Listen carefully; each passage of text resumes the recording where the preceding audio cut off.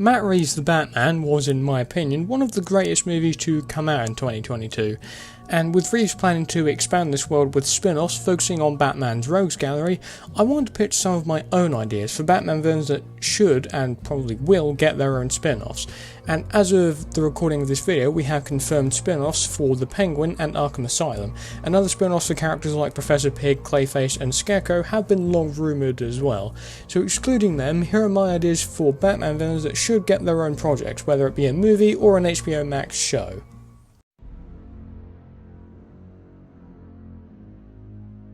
One of my favourite members of the Dark Knight's Rogues Gallery, Victor Fries was once a cryogenicist that tried to save his wife Nora from a terminal illness and placed her in a cryosleep chamber so he could find a cure.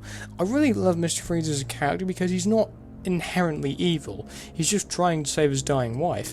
If Mr. Freeze does get his own spin-off, then I could see it as more of a tragic love story, with Ferris Boyle as the main villain perhaps, but a twist on the source material could make it a member of the Gotham underworld, like Penguin or even Black Mask perhaps.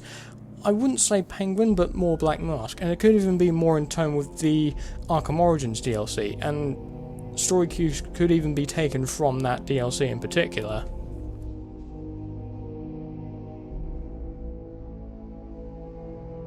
Born with a medical condition that caused him to have reptile-like skin, Waylon Jones was ridiculed as a child, and in other versions of his origins, he's been given a virus that devolved him into the reptile state that we eventually see him in. He also becomes a fierce adversary to the Dark Knight, and has worked with many of the major villains like Joker, and, again he's come up, Penguin. If Croc did get his own spin-off, I could see it as more of a character-driven story, where we even see events in this universe unfold from his point of view, where he might have just been a bystander in some of these instances.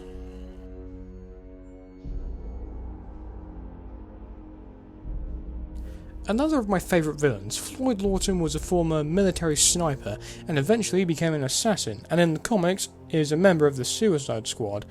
But I doubt they'll be going in that direction since the DCEU already has the Suicide Squad. Anyway, Floyd's origins I could see being explored in more of a war movie that sees him fighting in war zones and his transition from soldier to assassin for hire.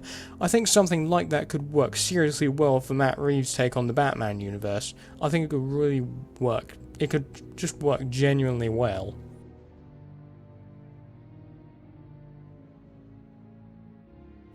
A group of villains that Robert Pattinson himself has interest in seeing in these movies, I 100% agree with this, because if we're not going to get the Court of Owls in the DCEU anytime soon, depends on the current state of Batfleck and that corner of the DCEU, then I think Matt Reeves has the chance to properly adapt the Court of Owls from Scott Snyder's New 52 Batman run.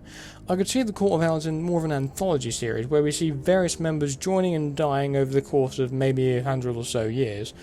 I'm not sure where you could go with a villain for this kind of spin-off, but I think it would be really cool to see the League of Assassins show up as villains in this, and it could even tie Ra's al Ghul in that corner of the Batman universe into Matt Reeves' version of the Batman world. I think it could work really well.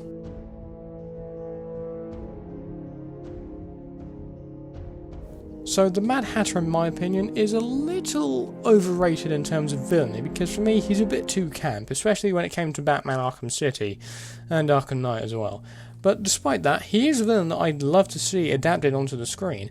There were rumours a couple of years back that the Mad Hatter was to appear in the Batman movie and that he would be reinvented as a drug dealer. Both ideas I would have loved to see in that movie, but I'm still happy with what Reeves was able to deliver with the movie. Anyway, the Mad Hatter, I think, could be adapted really well for the big screen, and could just give the casual DC fans an insight into one of Batman's more unusual villains from his Rogues Gallery. Okay, for my honourable mentions, here are some villains that I wanted to include, but the ones I did include in the list were just a bit better than them. Black Mask could be a pretty cool crime thriller similar to Scarface if done really well. Poison Ivy, this if done right could give us a take on that character that we haven't really seen before in live action. Hugo Strange, a psychologically driven story that dives into Strange's backstory and his obsession with Batman. Bane, this spin-off could give us a completely different take on the hulking luchador that neither the Dark Knight trilogy nor the Telltale games or even the comics have actually given us. And finally, Ra's al Ghul, an anthology story that shows Ra's as the demon's head over several hundred years up to present day, whenever that may be.